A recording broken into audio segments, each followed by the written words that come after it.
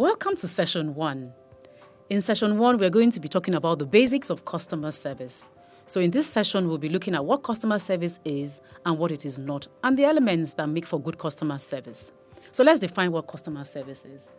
Customer service is everything an organization does to meet and exceed customer expectations, thereby creating a memorable experience and causing the customer to return and or refer the organization to others. So there are some key elements there. One is to meet and exceed your customer expectations. The second is to create a memorable experience. And the third is to cause the customer to return and to refer your organization to others. At times we hear people say, in order to offer good customer service, you have to smile, you have to be nice to the customer. Well, customer service is not a smile campaign. I must point that out now. It definitely is not a smile campaign. Customer service is the quality of what you deliver and how well you deliver it. In other words, customer service is about creating customer experience. It is what the customer comes out with. It is how the customer feels when they have finished transacting business with you. It is the total experience that your organization gives the customer that is customer service. There are certain factors that would affect the delivery of service in your organization. The first factor will be the quality of your product or service. That goes without saying. Obviously, if you have problems with your product or your service, then you can't be talking about delivering good customer service. The second factor is the culture of your organization. What do we mean by the culture of your organization? It's the way your employees think and do things. It's the way they treat your customers. If you do not have a culture where employees value customers and value themselves, then it will be very difficult to deliver good service. The third factor is the individual delivering the service. It is important that when you are recruiting, that you look for employees that have the right attitude. You can train on skills, but one thing you can actually not train on is the attitude of your employees. So the individual offering the service is also a key factor that affects if your organization can offer good service or not. The fourth factor is the customer.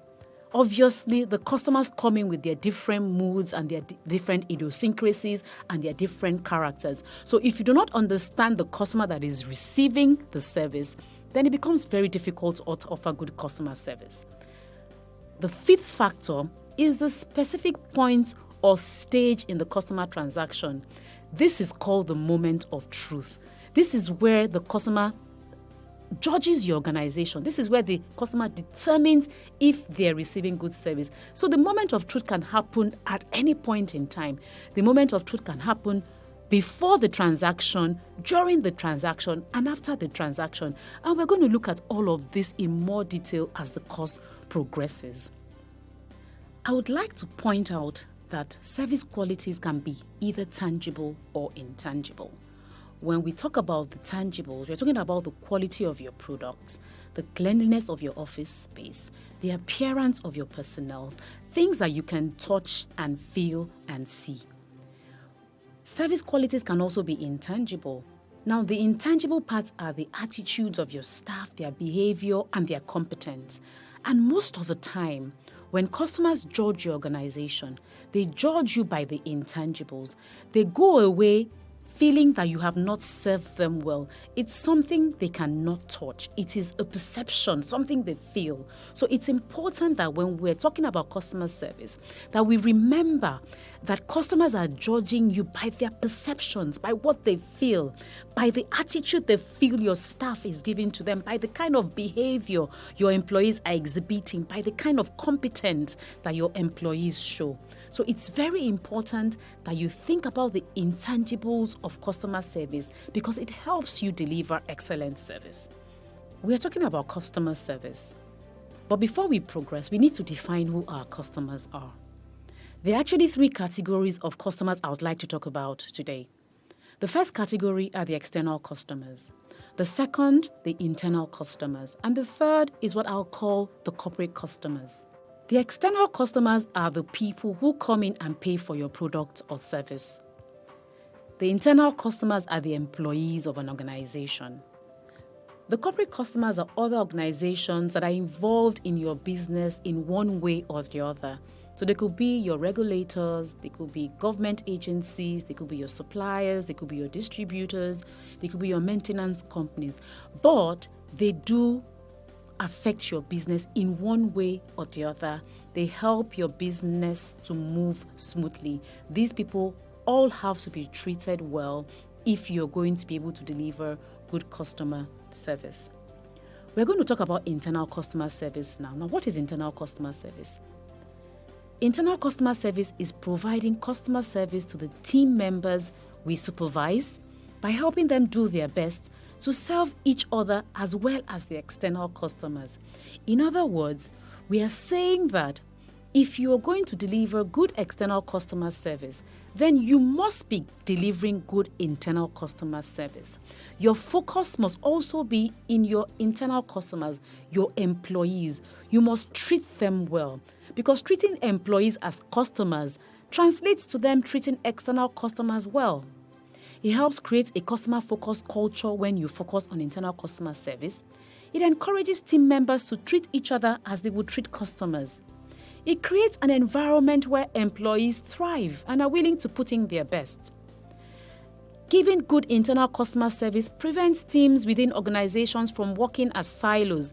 Organizations are set up to meet some form of objective or the other. And when teams work as silos, it's actually very difficult for organizations to meet their overall objectives. When you offer good internal customer service, it encourages teams to work together. Everybody has one goal in mind, and that means actually achieving the organizational objective. Let's now look at the importance of delivering excellent customer service. We hear all the time that customer is king. And this is actually very true, because without customers, your business would not exist. It also costs more to attract new customers than retaining the old ones you have. Remember that you have competitors, so that means that customers have options. Customers have influence. Customers have a choice. If you do not treat them well, they will take your business to your competitors. So the benefits of offering excellent customer service is increased revenue for your business. And you might ask, why? How? Because when you offer good customer service, you retain the old customers that you have. The old customers you have go out there and tell people about your business, and that brings in more customers. And with more customers patronizing your business, obviously you would have increased revenue. The other benefit your organization would get from delivering excellent customer service is word of mouth marketing. Word of mouth marketing is simply your customers going out there and telling other people about your business. And this actually drives people into your business. Brand loyalty and reputation. When you offer good customer service, it improves your brand loyalty and your reputation out there. It helps your innovation. It helps growth, because your customers are willing to come and tell you and give you feedback on how you can improve your business. And when you improve your business, if you innovate on your business, inevitably it might lead to growth. When you offer good customer service, your customers are willing to pay more, and most likely they will not be attracted to your low-cost competitors. Employee retention and satisfaction is one benefit of offering excellent customer service. Remember that when we talk about customer service, we're not talking about only the external customers, we're also talking about the internal customers. So when you treat your internal customers well and offer them good customer service, they will likely stay with you for longer, and they'll be more satisfied and happy in their jobs. Let's talk about how to meet our customer needs and expectations. Before we go into this topic, let's first of all define what needs are and what expectations are. What are needs? When customers come to you, they come to you because they have a problem that they want you to solve for them. So they come with their problems and they pay you to solve that problem. That is a need. Expectations are different from needs. Expectations are how customers think and feel they should be treated when they come to you with that need. Let's use an example to explain the difference between a need and an expectation. Let's assume you were hungry. Your need at this point in time that you're hungry is to get food to eat. So you walk into a restaurant. The restaurant provides you food to meet your needs. When you walk into that restaurant, apart from the need to deal with your hunger, you go in there with expectations. Now, these expectations can be formed by what you've heard about this restaurant before, your previous experience with the restaurant, the prices of their food. So many things can inform the expectations you walk in with. If you're going into a restaurant that is priced expensively, obviously you expect to be treated differently. You expect prompt service. You expect courteous waiters. You expect that when the food comes, it will be presented in a way that tickles your palate. So when the restaurant does not meet all these expectations, then we can say that they've actually failed in delivering the service. You had a need of hunger, but that hunger was just one thing you walked into that restaurant with. You came in with other desires. Those other desires are your expectations. And it is important for service providers, for organizations, not only to meet the needs of their customers, they must do everything they can to also meet and exceed the expectations of their customers. So as an organization, in order for you to be able to meet and exceed the expectations of your customers, you must listen to them. Listening to them helps you determine how you will satisfy them. There are different ways you can do this. You can send out customer satisfaction questionnaires to get feedback from your customers. You can have focus group discussions where you bring a few of your customers together and ask them questions about how you are doing, and they'll give you feedback and help you and show you ways in which you can improve. You can have face-to-face or telephone interviews with individual customers. You can actually have mystery shoppers. You're sending people into your organization to test how your employees treat customers. You can also use customer complaints as a way of feedback. So if customers are complaining a lot about a particular thing, then you know you need to improve in that area. Your employees are also one way in which you can listen to customers. Remember that there are certain employees that interface with the customers regularly. These employees are the people you should talk to occasionally so that you can get the pulse and the feel of the customers and know what they expect from you as an organization.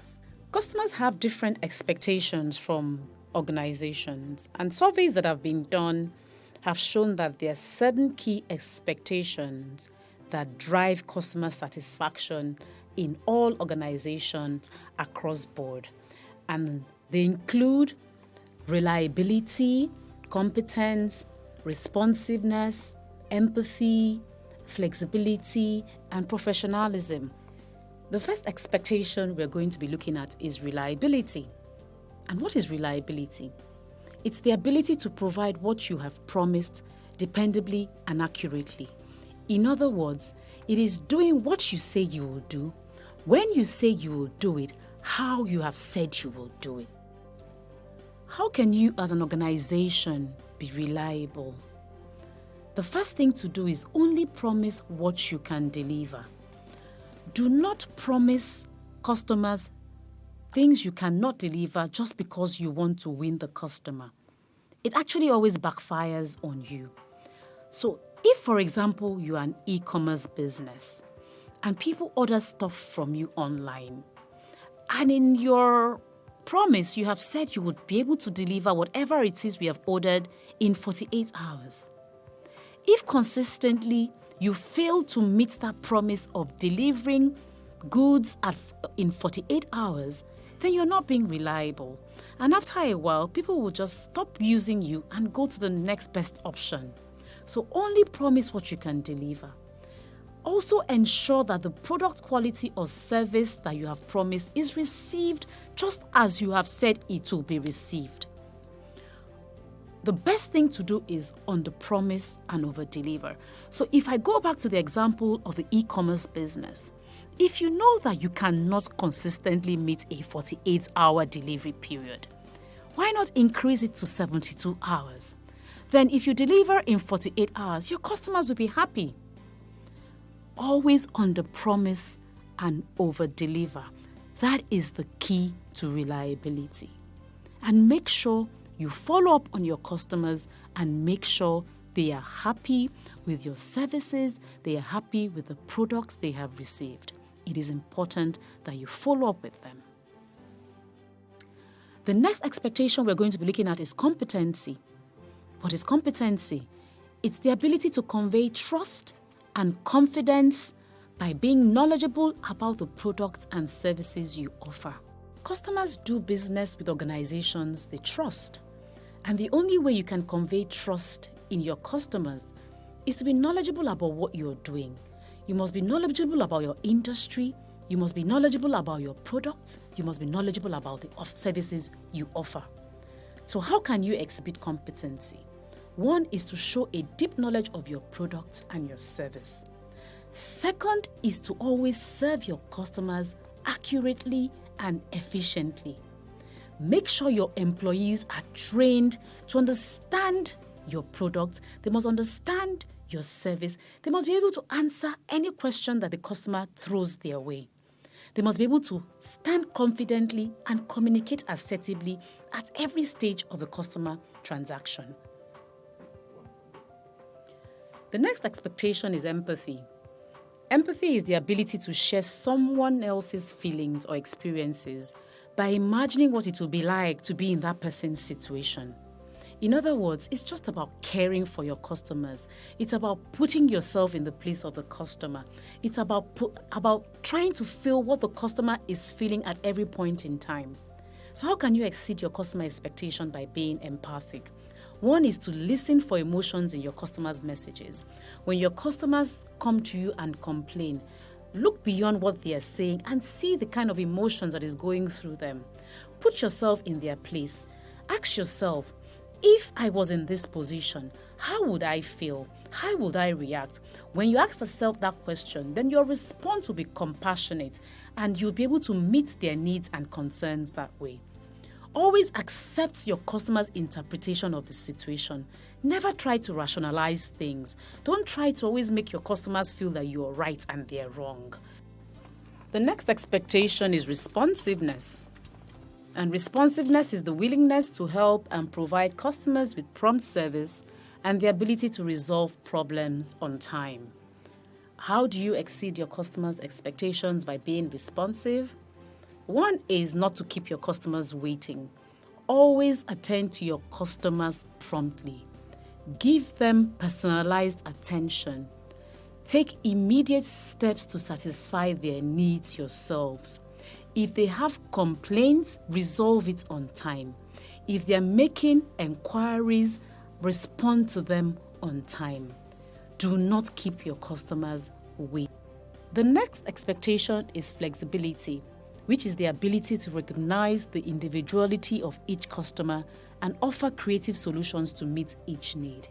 It is just knowing that everybody is different. Each customer is different.